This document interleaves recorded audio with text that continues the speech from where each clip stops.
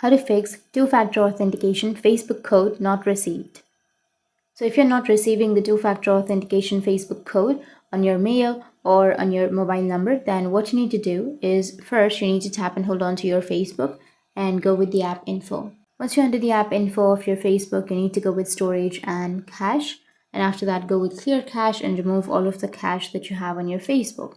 Once you've cleared your cache, now you need to go with the permissions option. And under permissions, make sure that you've allowed the SMS permission or the phone permission. Once you've allowed the SMS or phone permission, then you will receive the notification or you will receive the code. But even after that, if you're not receiving, then you just need to simply go with notifications and make sure that you've turned on all of the notifications of your messages, of your calls and everything. So make sure that you've turned all of the notifications on your Facebook, and then you will receive the code. But even after that, if that still doesn't fix your problem, then you need to simply restart your device, and after restarting, you can go with your Play Store.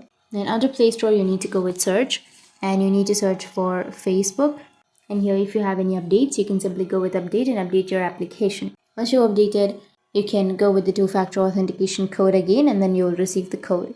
So that's how you can fix your two-factor authentication Facebook code not received.